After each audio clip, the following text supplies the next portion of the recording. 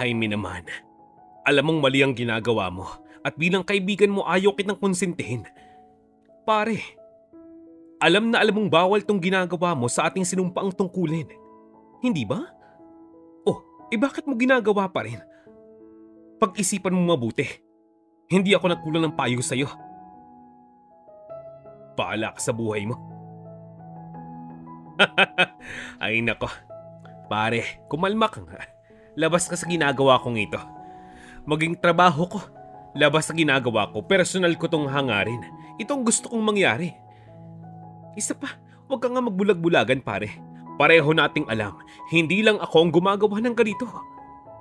Handa akong isakripisyo at talikuran ang trabaho kong ito para sa aking pansariling kaligayahan. Handa akong mag-resign kung kinakailangan. Anong gagawin ko? Kay Weng ako lumigaya, pare. Kay Weng, hindi sa asawa kong bungangera. Ano? Kay Weng? Kay Weng ka kamo lumigaya? Paanong asawa mo? Ha? Paano si Len? Yan ang wika ni Randy sa kanyang kapwa sundalong si Jaime. Kumpare pa nga niya ito. Paano ba naman mga ka-Vonimalia, itong si Jaime na isang magiting raw na sundalo ay umibig sa isang dalagang tagabundok? Isang mangyan. Ito ay kanyang nakilala nung minsang siya'y magkaroon ng misyon sa kabundukan doon sa Mindoro. Basta, napakabilis ng mga pangyayari ngayon. Naramdaman na nga lamang niya na umiibig na nga siyang muli sa dalagang si Weng. Agad niyang nakalimutan ang kanyang asawang si Len.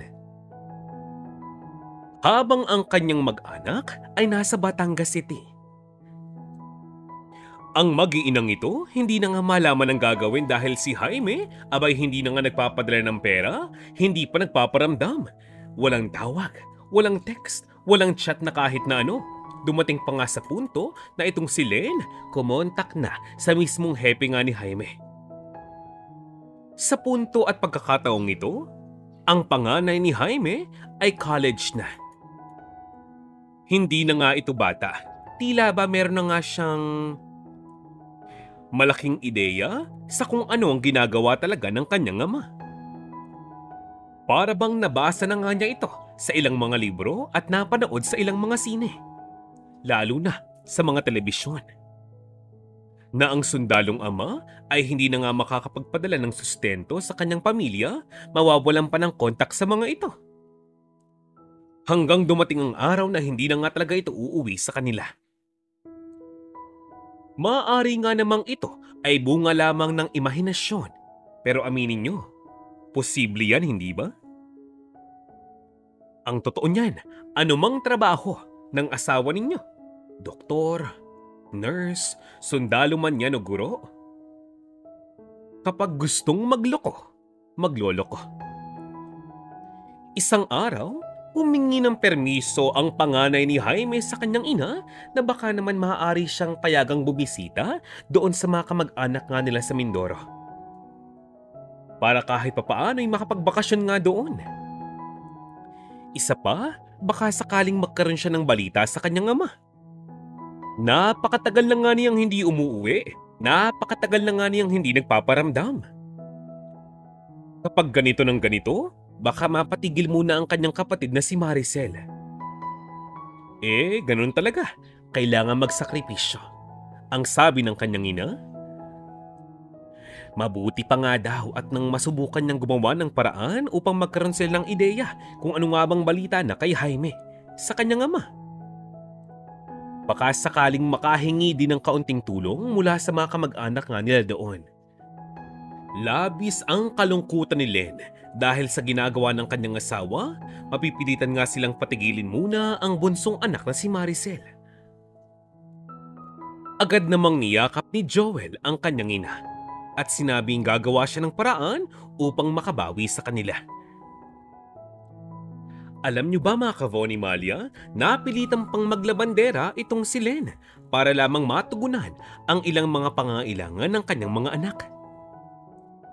Maaaring may savings naman sila sa bangko, kaya lang para iyon sa kinabukasan sana at sa pangkalusugan ng kanilang pamilya. Pang-emergency ika nga. Labis na nga silang nahihirapan at nag-aalala. Habang si Jaime, masayang masaya, maligayang maligaya sa piling ng kanyang bagong babae. Na ngayon, batang-bata pa. Alagang-alaga, itong si Jaime ng kanyang bagong asawa. Asikasong-asikaso, lahat ng kanyang pangangailangan ibinibigay sa kanya. Tulad nga ng kanyang sinabi, damang-dama nga daw niya ang labis na pag-aalaga sa kanya ni Weng kumpara sa ginagawa sa kanya ng kanyang misis. Itong araw kasing si Len, abay nagbago na, magmula nang sila'y magkaroon ng pamilya, magkaroon ng mga anak. Malamang. Hindi naman nagkulang ng paalala itong hepe nga ni Jaime dito kay Jaime. Ang totoo niyan, nais na nga siyang ilipat ng duty. Ang nais nga sana ng kanyang hepe ay ilipat na siya sa Quezon. Kaya lang, masyado nga itong malayo. Naaawa naman daw itong hepe nga ni Jaime sa mga anak ni Jaime. Ang problema, inamin ni Jaime sa kanyang hepe na ang kanyang bagong babae, ang kanyang bagong asawa, ang kanyang kinahuhumalingang taga-bundok, ay nagdadalang tao na. Magmula nga noon ay hindi na nga nakita pa ng kanyang commander officer itong si Jaime. Nag-awol na nga ito. At kahit ang kanyang kaibigang sundalo ay nawala na nga rin ng kontak sa kanya. Lumipas ang maraming mga buwan, ilang mga taon. Tuluyan na ngang hindi nagpakita itong si Jaime sa kanyang pamilya. Hindi na nga siya nagawang mahanap pa ni Joel, ang kanyang panganay, hindi na nga siya nagawang makita pa ng kanyang bunsong si Maricel. Labis na sama ng loob ang kanyang iniwan sa kanyang asawa. Ang bali-balita sa Mindoro, ang dating sundalong si Jaime ay marami ng anak sa kanyang bagong asawa na si Weng. Dahil dyan, sumuko na itong si Lynn. Masakit man para sa kanya, pero ito ay kailangan niyang tanggapin. At least ngayon, nakapagtapos na nga ng maluwalhati sa kanyang pag-aaral itong si Joel at Maricel. Si Joel sa kanyang college years, si Maricel sa kanyang pag-aaral sa high school. Ngayon, pinag-aaral nga siya ng kanyang kapatid na si Joel upang maipagpatuloy niya ang kanyang edukasyon. Humanap ng trabaho si Joel upang magawang suportahan ang kanyang kapatid at ina. At dahil medyo mahirap talaga na maghanap nga ng magandang trabaho nung panahon ngayon, kahit pa sabihing ikaw ay may diploma, napunta nga siya sa isang mall. Nakapagtapos man siya ng pag-aaral, hindi ito dahilan upang siya'y mamili ng trabaho. Lahat ng trabaho handa niyang pasukin para sa kanyang pamilya. Para naman daw makapagpahinga na ang kanyang kaawa-awang ina. Kaya lang hindi nga ito sasapat. Kaya itong si Maricel, bagamat nakapagtapos pa lamang ng kanyang senior high school years, nag-apply na nga rin ng trabaho. Tulad ng kanyang kuya, hindi rin siya para mamili ng posisyon. Ang mahalaga, may income sila para matugunan ang pangangailangan ng kanilang pamilya. Lalo pa ngayon, hindi na nga bata ang kanilang ina.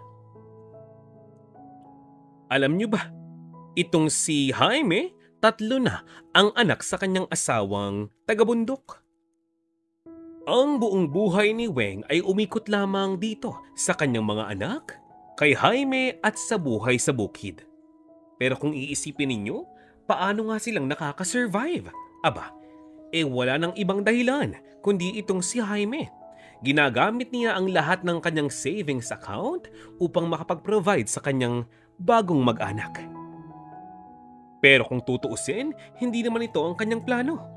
Pero nang dahil sa tukso, nagbago na ang takbo ng kanyang pag-iisip, ng kanyang ulo. Tulad ng alam nating lahat, itong si Jaime ay nagmula sa militar, kaya medyo nakakaramdam ng takot sa kanya ang ilang mga tao sa kabundukan. May mga pagkakataong kasing nakakautang sa kanya ng pera ang mga ito. Kaya lang, syempre, hindi maaaring hindi nga sila magbabayad. May mga pagkakataong pang grabe sila kung mag-interes. Ganoon pa man, dahil sa ganoong sistema, nakaraos ang kanilang mag-anak. Para bang sa mabilis na panahon, nakalimutan niya agad ang kanyang unang pamilya, ang asawang si Lynn, ang panganay na si Joel, ang ikalawang anak na si Maricel at ang bunsong si Maria. Hindi nyo kasi naiitanong mga Kavonimalia, kaya mahirap talaga para sa kanilang pamilya ang walang suporta ni Jaime. Una, si Joel, panganay. Maaaring siya'y matalino't masipag, kaya lang, hindi niya kayang mag-isa. Hindi niya kayang suportahan ng lahat ng pangangailangan, lalong-lalo na ng kanyang bunsong kapatid, na si Maria. Si Maria kasi, na bunsong anak ni Jaime kay Lynn, ay isang special child. Ito namang si Maricel na pangalawang anak ni Jaime, maaaring siya ay masipag din at matyaga. Ganoon pa man, hindi nga sapat ang lahat ng kanyang kumpiyansa at lakas ng loob upang harapin ang buhay nang walang suporta ng kanyang pamilya. Kaya nga napaka-thankful ni Lynn sa suportang ibinibigay ng kanyang mga anak sa kanya. Dahil sa mga ito, palaging lumalakas ang kanyang loob na harapin ang buhay nang wala ang kanyang asawa. At sa puntong ito, hindi mo nga maiaalis kay Joel na hindi magalit at magtanim ng sama ng loob sa kanyang ama. Walang kapatawaran para sa kanya ang ginawa nga nito. Subalit napakamapaglaro nga ng tadhana. Akalain ninyo, nang dahil sa galit at sama ng loob, ginamit nila itong inspirasyon upang makasurvive sa buhay. At hindi nagtagal, tila ba gumaganda na ang kondisyon ng buhay ni Lynn, ni Joel at ni Maricel doon sa Batangas. Makalipas pa ang ilang mga taon, sino mag-aakala na itong si Maricel noon na palaging kinakaawaan, pinagtatawanan at kinukutsa ng ilan, natanggap sa isang prestihiyosong kumpanya, nakakuha ng mabait na employer at ngayon malaki na ang sahod, hindi sa Pilipinas. Ngayon ang trabaho ni Maricel ay sa Singapore na. Lahat ng kanyang kakayahan, gamit na gamit. Sobrang thankful itong si Lynn at Joel sa Panginoong may kapal. Bakit nga naman hindi? Nang dahil sa ginawa ni Jaime kapabayaan, nagawa nilang makasurvive nang walang ibang inaasahan. At dahil sa ginawa nga ni Jaime, mas napatunayan ng kanilang pamilya na sila ay mas matibay kung sama-sama. Kahit wala ang isa. Si Joel gusto mang mangibang bansa pero hindi niya nga ito piniling gawin. Kasi nga itong kanyang inang si Lynn medyo umiidad na talaga. Marami na nga siyang bagay na limitadong subukan, bawal gawin. At magiging mahirap para sa kanya ang mag-isa na nga lamang sa bahay. Isa pa, kung siya'y aalis ng bansa, kawawa naman daw ang kanyang ina kung siya lamang ang mag-aalaga sa kanyang bunsong kapatid na may special needs. May kondisyon. Napakaraming mang dagok sa buhay ang hinarap ng mag-iinang ito. Sa awa ng Diyos, nakaraos naman sila. Ngayon, si Lynn may tindahan ng kanya. Nakarehistro na nga ito Ang kanyang bunso, hindi naman nagiging pasaway. Maayos namang kausap at nakakaunawa naman ang sinasabi. Samantalang itong si Joel, maganda naman ang kanyang napasukang trabaho at maayos naman ang kanyang sahod. Never na delay at may bali-balita pang baka daw ma-promote na nga siya next month. Sa makatwid, ang Diyos mismo ang gumawa ng paraan upang mapunan ang lahat ng pagkukulang na ginawa ni Jaime. Hindi nakapagtatakang naging madali para sa kanyang mag-iina ang kalimutan na nga lamang siya ng tuluyan.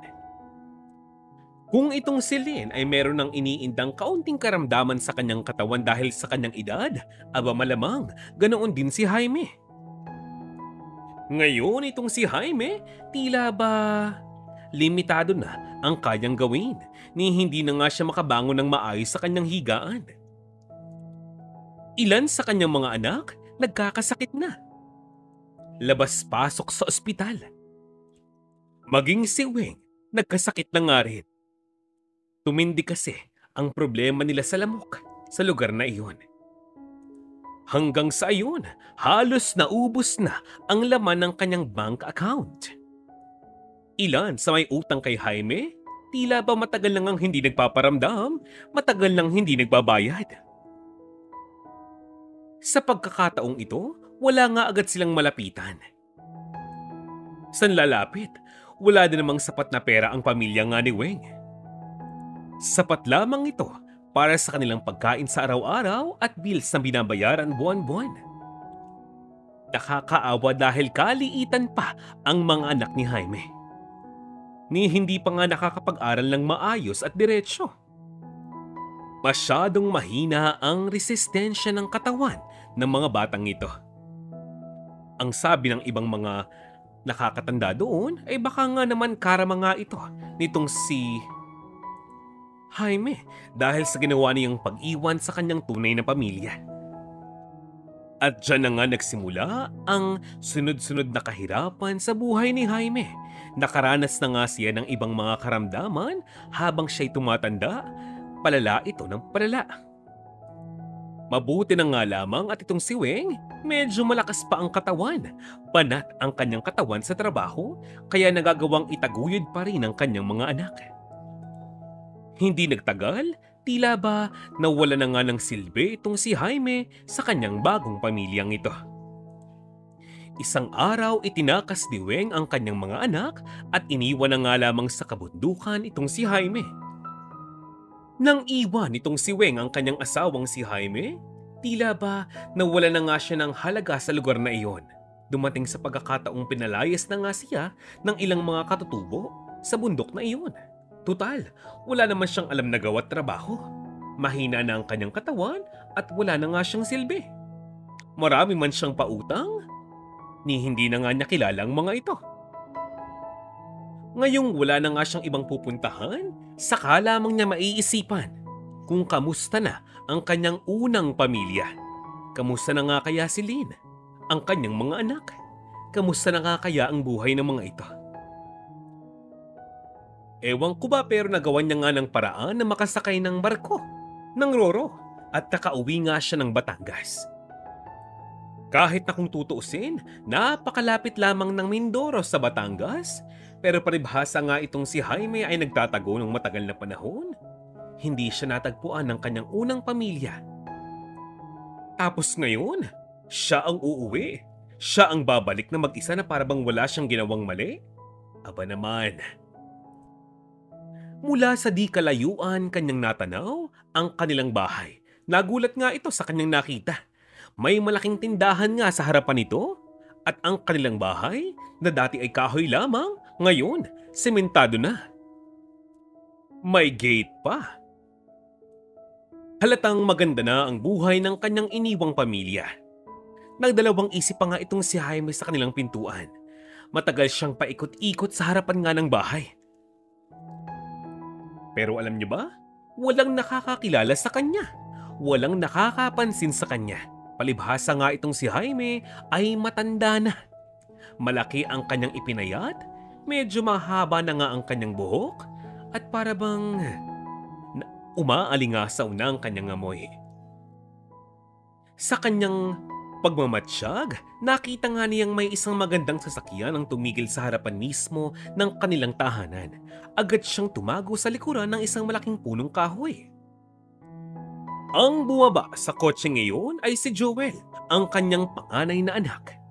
Halatang isa na nga itong asensadong tao. Manager na kasi ito sa kanyang trabahong pinapasukan. Ang tanong ni Jaime sa kanyang sarili, paano itong nakapagtapos samantalang mahina ang utak nito? Paano itong nakapagtapos? Sino ang nag-provide sa kanyang pag-aaral? Samantalang nang iniwan niya ito, ni hindi pa nga ito halos nagsisimula ng kolehiyo. Hindi niya malaman ang gagawin. Ngayon, naglalaban ng hiya at awa niya sa kanyang sarili. Pero, sadyang kumakalam na ang kanyang sikmura. Kailangan niya ng pagkain. At para sa kanya na walang ibang pupuntahan, alam niya rin sa kanyang sarili na hindi na nga siya tatanggapin pa ng kanyang unang mag-anak. Ganoon pa man, naglakas daw itong kumatok sa pintuan ng kanilang tahanan. Agad naman siyang nakita ni Joel na kumakatok sa gate, habang si Lynn nasa loob nga lamang ng tindahan. Medyo nakakaidlip na. Binuksan nitong si Joel ang pintuan at ang gate. Hinarap ang matandang lalaki. Ang sabi niya, "Manong, pasensya na po. Kung kailangan niyo po ng pagkain, wala po akong maibigay sa inyo kasi kakauwi ko lang po. Magluluto pa lang po ako ngayon eh. Kung okay lang po sa inyo, balikan niyo po mamaya." Teka lang. Taga saan po kayo? Parang namumukhaan ko po kayo eh. Parang kilala ko po kayo. Huwag mong sabihin sa akin, anong ginagawa niyo rito? Alam niyo pa pala kung paano bumalik sa bahay na to. Itay, wala nang dahilan para bumalik kayo rito. Para sa amin, patay na kayong matagal na. Kapal niyo naman. Pagkatapos niyo kaming iwanan, ipagpalit sa iba, bumuo ng ibang pamilya at kalimutan kami, babalik kayong parang wala nangyari? Kung ako sa inyo, umalis na kayo. Ilang taon na nakakalipas? Itay? 8? 9? 10? Mahigit 10 taon nang nakakalipas, Itay. Huwag mo sabihin sa akin umaasa kang babalik ka rito parang okay lang ang lahat. Alam na alam mo sa inyong sarili na wala ka nang babalikan dito, hindi ba? Balita ko'y meron ka ng bagong mag-anak, bagong pamilya, 3 mga anak, bagong asawa. Balita ko pa nga eh, may pautang ka pang negosyo. Hindi ba? 1 tribo nga yun? 1 bundok nga yun? Total, wala na akong pakialam. Anong nangyari sa inyo? Nawala yata ang kisig ninyo. Yan ang sabi ni Joel sa kanyang ama. Utoy, baka naman maaaring papasukin mo muna ako sa loob. Gutom na ako, iho. Baka naman maaari mo akong bigyan ng kaunting pagkain. Nasaan ba ang iyong ina? Nais ko siyang makausap. Kakausapin ko. Tawagin mo. Tawagin mo. Yan ang wika ni Jaime. Aba, mukhang matikas pa rin kayo magsalita. Kung makapagsalita kayo sa akin, para bang ang laki pa rin ang ambag niyo sa buhay ko. Samantalang kung tutuusin, problema at konsumisyon lamang ang bitbit ninyo hanggang sa ngayon. Maaring tama kayo. Kayo ang aking ama. Kayo ang aming ama. Agalang-galang ka dapat, hindi ba? Iginagalang ka ng maraming tao dahil sa iyong trabaho. Pero dahil sa kalokohan mo, tinalikuran mo ang lahat ng iyon. Anong gusto mo? Bigyan kita ng medalya? Madaling maging isang ama, pero mahirap magpakaama. At ikaw ang buhay na patunay ng lahat ng iyon. Isipin mo, uuwi ka ritong parang walang nangyari? Anong iniisip mo? Ipaghahanda pa kita ng pagkain? Ipag-iinit ng tubig para panligo mo? Hunghang ka. Wala kang alam at wala kang naging pakialam sa buhay namin dito. Magmula nang umalis ka para sa mission mo. Lintik na yan. Pa-mission ka pa? Mambababae ka lang pala? Isaksak mo sa baga mo yang pera mo. Kung meron ka man. Dahil hindi namin yang kailangan. Nagiging mainit na ang usapan ng magamang ito. Palakas ng palakas. Kaya itong si Lynn, naalis ang antok. Agad siyang tumayo at hinanap kung saan nagmumula ang ingay. At noon nakita nga niya ang kanyang dating asawang si Jaime, kausap ang kanyang panganay na anak na si Joel. Nang makita niya ang mukha nito, nanggigil nga ito sa galit. Kumuha siya ng isang bote ng soft drinks at ibinato dito kay Jaime. Kung hindi nakailag itong si Jaime, tatamaan nga ang kanyang ulo. Ang sabi ni Lynn, "Wisit kang lalaki ka? Ang lakas naman ng loob mong umuwi dito? Bakit? Iniwan ka na ba ng asawa mo? Ng mga anak mo? Ang kapal ng mukha mo, Jaime. Ang kapal ng mukha mo. Lumayas ka rito. Hindi ka namin kailangan dito. Wala ka ng karapatan na bumalik pa rito. Wala ka ng karapatan sa lugar na ito, sa bahay na ito, sa mga anak mo. Matagal ka na nga naming kinalimutan. Hindi ka na namin kailangan. Ano, masakit bang marinig? Kami nga hindi namin narinig pero pinaramdam mo sa amin yun. Sa matagal na panahon, umasa kaming uuwi ka. Kahit galit kami sa'yo, kahit isinusumpa ka namin, umasa kaming uuwi ka pero hindi mo ginawa. Hindi ka nagparamdam, hindi ba? Hindi namin kailangan ang walang silbing lalaking katulad mo.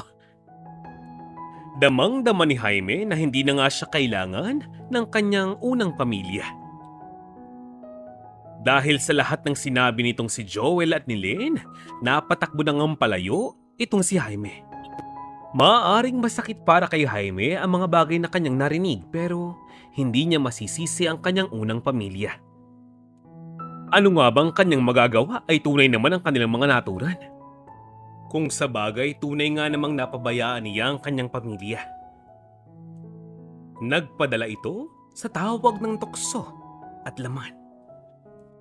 Hindi maiiwasang pagtawanan siya at pag-usapan ng mga tao. Isipin ninyo, iniwan niya ang kanyang unang pamilya para sa kanyang babae, pero ngayon, ang babaeng ito at ang kanyang mga anak, iniwan siya. Ang ending, babalik siya sa kanyang unang pamilya. At umaasa siya na magiging okay pa rin sila? Walang hiya. Itong si Jaime ay nagpagala-gala na nga lamang sa lugar na iyon. Maaaring huli na para kay Jaime na ma-realize ang kanyang mga kamalian. Pero ngayon, at least, meron siyang nakakasama, mga bagong kaibigan, mga bagong pamilya. Ang mga taong palaboy lamang din sa lansangan. Isang araw nga napatigil siya sa harapan ng isang malaking pier. At doon, habang siya nagpapahinga dahil kainitan, nakita niya ang kanyang dating asawa na isang katutubo. Kasama ang kanilang mga anak na ngayon ay hindi na nga siya halos makilala. Itong si Weng na isang katutubo na kanyang dating asawa, may bago ng kasintahan ngayon. At ang bagay na ito ay dinamdam ni Jaime. Sobra-sobra. Magmula nga noon, taas-baba na ang kanyang blood pressure at tila ba pinanghihinaan na nga siya ng loob at ng katawan. Isang matanda, isang palaboy ang nakausap nitong si Jaime at doon niya ibinilin ang kanyang mga huling salita para sa kanyang pamilya. Ang sabi nga niya, sa pagkakataong siya'y bawian ng buhay, umaasa itong ipapaalam ng matanda ang kanyang huling mga salita sa kanyang unang pamilya. Kinabukasan, tulad ng sabi ng matandang ito na kaibigan nga ni Jaime, hindi nga raw siya papayag na pumanaw ang kaibigang si Jaime nang hindi nakikita ang kanyang mag-anak, nang hindi siya nakakahingi ng kapatawaran sa lahat ng kanyang mga nagawang kasalanan. Kinausap ng matandang ito si Lynn. Maawa naman kayo kay Jaime. Matanda na ito. Maawa naman kayo sa kanya. Maaaring marami siyang nagawang mali sa inyo pero pamilya pa rin kayo. Naniniwala ako na sa kaibuturan ng inyong puso, meron pa ring pag-asang mapatawad niyo siya, hindi ba? Ang sabi ng matanda kay Lynn. Ang sabi ni Lynn, yan. Madali para sa inyong sabihin ng mga bagay na ito. Palibhasa kasi wala kayo sa aming katayuan ng panahon ngayon. Lahat kami may sakit. Wala kaming pera, wala kaming makain. Pero lahat yun nilagpasan namin. Para lamang makapagtapos sa pag-aaral ng mga anak ko, naglabada ako. Nagbenta ako, pagkain, damit, at kung ano-ano pa. Ginagawa ko lang naman yun. Habang inaalagaan ko ang aking bunsong anak na may kondisyon. May kondisyon siya. Pero ang ama niya, ni hindi man lamang naawa sa kanya. Naglabas-pasok po kami sa ospital. Kaming mag-iina. Alam niyo bang halos bawian ako ng buhay noon? Hindi ko naman hinuhusgahan kung anong klase siyang tao, kung anong klase siyang sundalo. Pero hindi niyo po maaalis sa akin na husgahan siya bilang isang magulang. Sige, sabihin nating nakakaawa talaga siya ngayon.